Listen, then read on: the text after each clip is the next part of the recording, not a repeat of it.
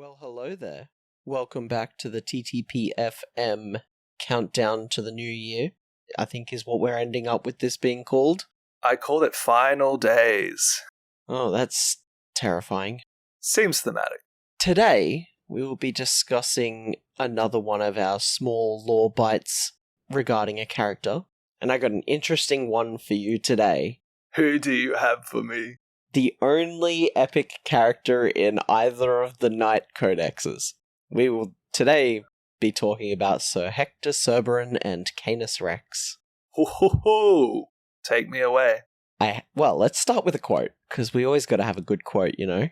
The dark forces that assail humanity will never cease their attack, and so neither shall I. The traitors, the heretics, the aliens, they began this fight, but we shall be the ones to finish it. The Emperor expects no less. Our enemies wield terror and cruelty as their weapons, thinking they can cow us into submission. I wield a crushing gauntlet and a damned awesome laser as mine, and I shall never submit. Were I a betting man, my lord, I know where I'd put my coin. That was Ser Hekhtur, the Chainbreaker, to a governor before one of the battles that he was in. It is a nice meaty quote. I find a lot of these quotes pretty short, but that was meaty. Yeah. And very up himself. I love it. So Canis Rex is the knight, and Ser Hekhtur's the pilot. Correct. With his damned awesome laser. Damn straight it is. And Cool. when you look at the character, it is a big laser. I know nothing about him at all, so this will be fun. Except that maybe he's a Freeblade, but I don't even get that. Well, today we are going to Randoran Alpha, an Imperium Knight world in the Ultima Segmentum. This world was ruled over by House Cerberan before the invasion of a warsmith of the Iron Warriors known as Ganshaw. But before we get to that, what is a Knight world? These are technologically advanced feudal worlds, ruled over by a noble house who controls the knight suits and the world itself. Many cut off from the Imperium during the Age of Strife and left mostly to themselves until they were rediscovered and folded back in during the Great Crusade. But what happens if it's not the Imperium that finds you? Ganshaw assaulted the world of Randoran Alpha with a large force. He was an Iron Warriors warsmith and was looking to take over and use their knights and technology that they had to further the gains of the Iron Warriors themselves. The campaign itself was grueling and merciless. The knights breaking the heretic Astartes line time and time again in a back and forth battle, showing just how strong their knights were as they would just charge headlong into the Iron Warriors line. It's unfortunate that knights are so big and expensive and such a crucial part to their strategy, because after so many successes, one by one the knights just fell or were crippled, which led to their strongholds being sieged and razed, and all of their enslaved by the millions. It was a hard-won fight for the heretics, but inevitable in the end due to just how much force they had. Yeah, Iron Warrior is pretty damn strong.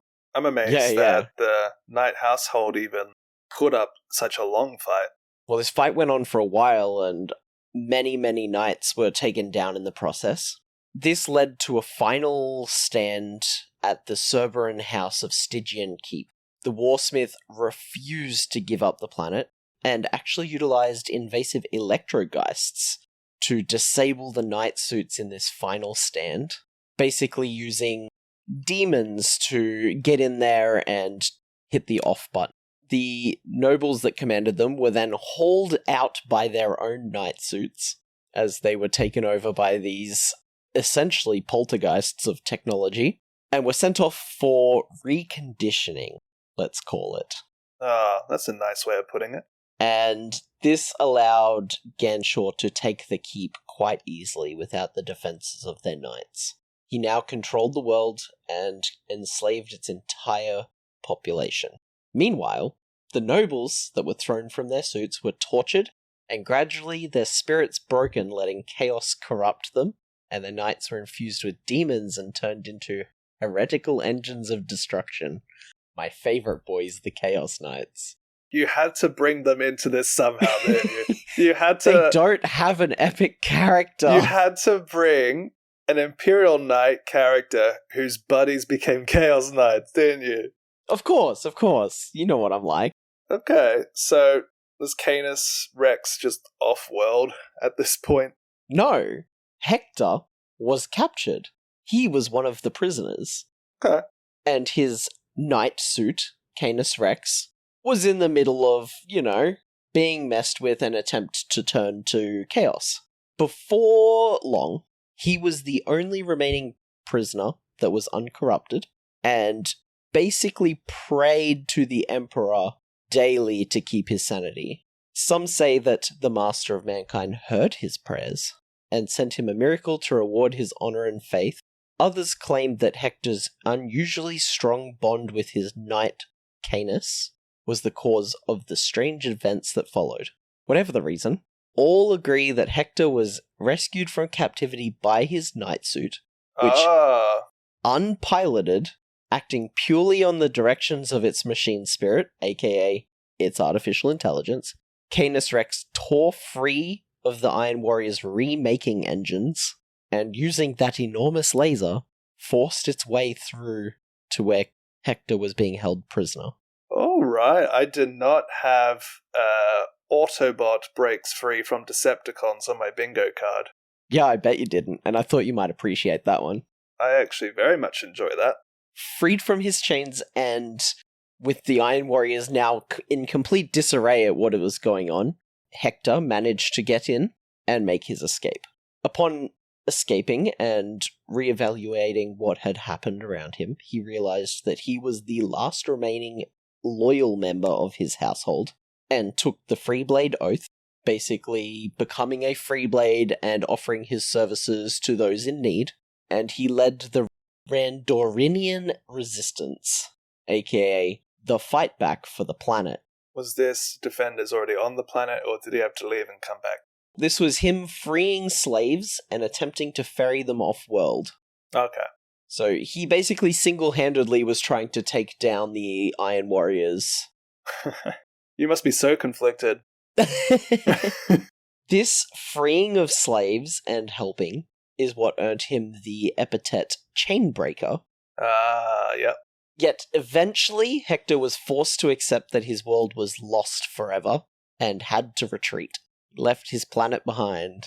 Rather than throw his life away on a lost cause, Hector took Canis Rex, stole an Imperial frigate, and escaped off-world in search of wars it could fight for the Imperium. Wow. He then spent a long period of time focusing on freeing oppressed and enslaved citizens and fighting chaos specifically. He had a grudge. Yeah, I imagine so. And I can only imagine why he might have such a grudge. I'm curious how he repairs Canis Rex without his knightly world. Like, does he have engineering skills, or does he just ask nicely some mechanicus? I would imagine it's more a case of asking nicely, and also he kind of has that vibe of Ephriel where he kind of just shows up in the middle of narratives, gets name dropped, and then disappears sort of vibe.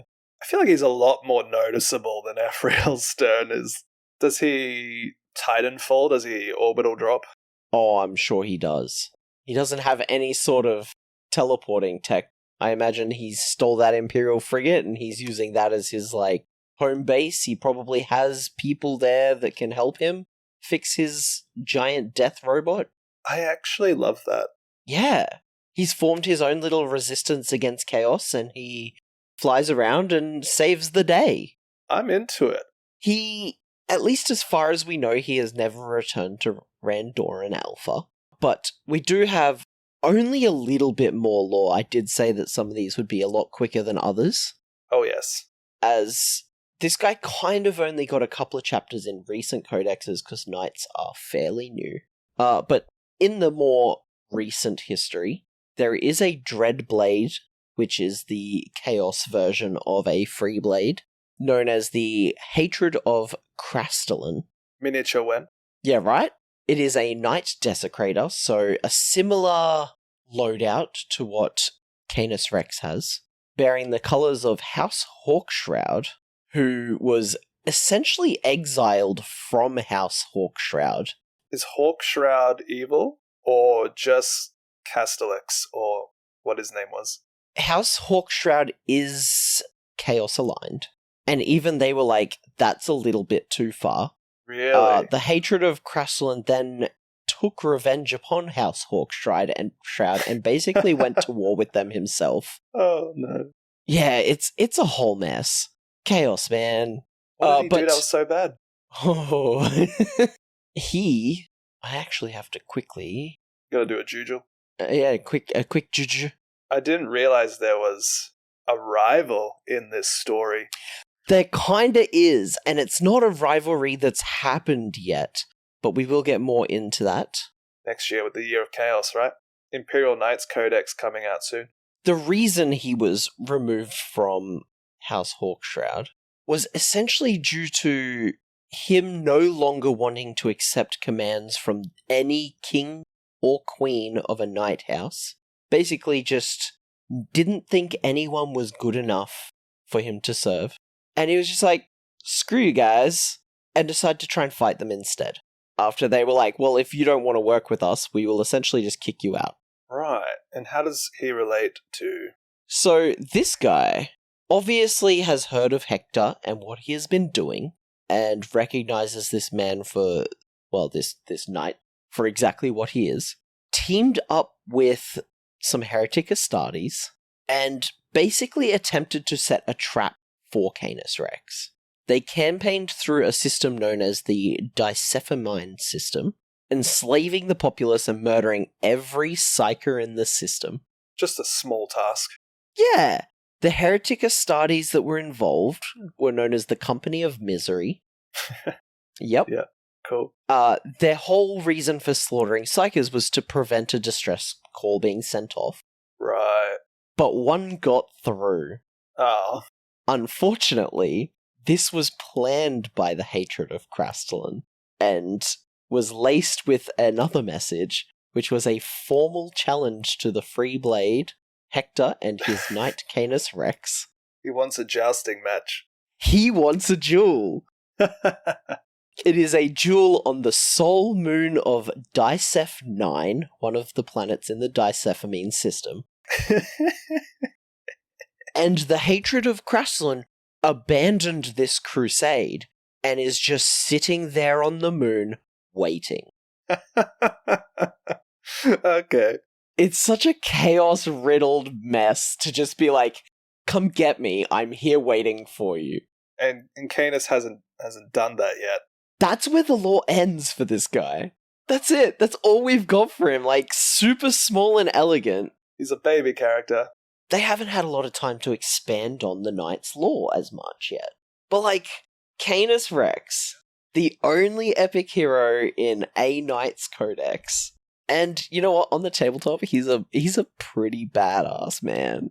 He counts as having a Knight Preceptor, which is a Las Impulsor, his giant laser, and a Thunderstrike Gauntlet. So exactly as he has described himself in the quote we read earlier. And he hits on twos. It's pretty scary stuff. Canis Rex Wahapedia. Yeah, that sounds scary, but I'm not surprised. On top of that, he has sustained hits. He has sustained hits and crits on 5s. Everything's sustained.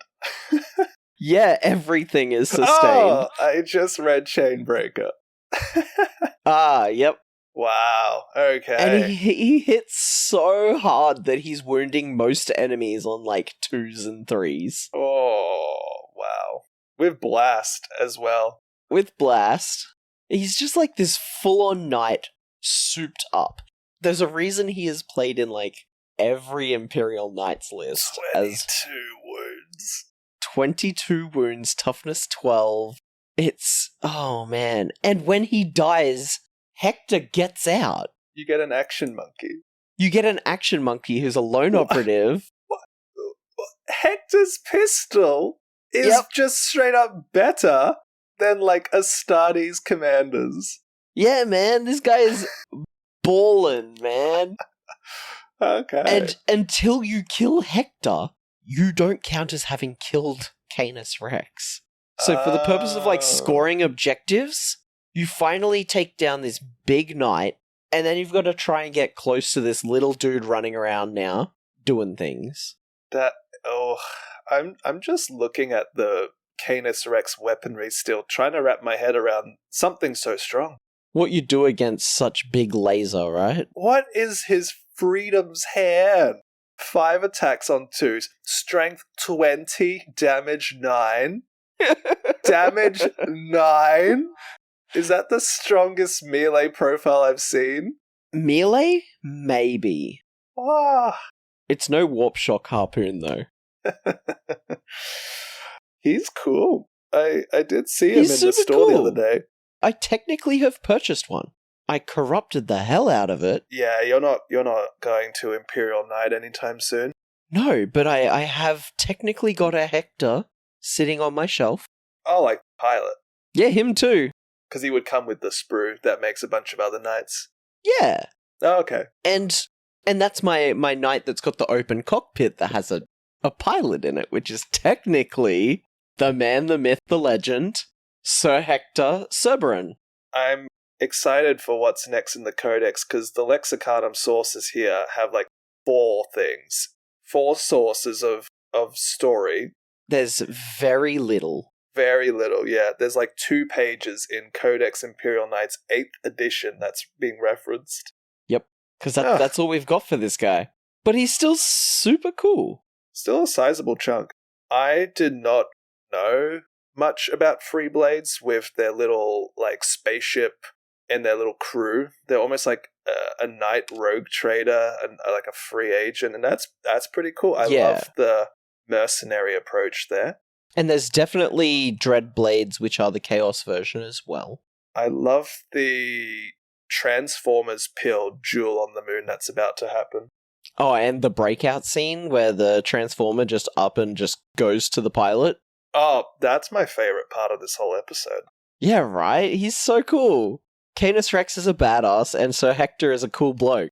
I bet there was like one Dark Mechanicus guy with the Iron Warriors that was like, that's not possible. That's not supposed to happen. The worst part was, like, Canis Rex was in the middle of being, like, worked on at the time. He broke out of their machinery to do this. Imagine if we get a version where Hector can disembark, because it's specified like a transport when Canis Rex is destroyed. Imagine if, like, for a round, Hector can just get out, do an objective, and Canis Rex just hangs out. That would be pretty cool. Even if they limited what it can do. Yeah, I could see that. Yeah. Well, we now need the hatred, or the joke I keep making that we should get Hector's long-lost twin, Mavis Rex. Yeah. I would really like to see, like, the Hatred of Krastellan is a good one to put in there, especially if they decide to expand on Canis Rex's and Ser Hector's lore. Hatred has an artwork. It does. It's a lot of spikes. It's chaosy, with the white and yellow, blacks and reds. Like, it's very colourful. Does Mr. Chaos Knight Jonny, does the art of the Hatred of Krastellan look unique enough to be an epic hero, or does it just look like a Chaos Knight? They would need to do some work. It just looks like a Chaos Knight. Okay. Because Canis has, like, the wolf iconography, the chain iconography. Yeah, no, this guy is exactly what you would expect from a Desecrator. Okay. He could get an updated model. Yeah. Well, do you have anything else for me on Canis? That's all I've got for you today. A nice quick one to fit into today's episode. I am pleasantly impressed with Canis. When you said you wanted to do Canis Rex, I just thought, sure, alright. But then as soon as you mentioned... this is just going to be knights. Yeah, as soon as you mentioned the breakout scene, I'm like, okay. Yeah, he's a cool dude. He's like 40k's Bumblebee and Sam Witwicky. Yeah, for sure. Fun. Yeah, that's what we've got today for our lovely listeners.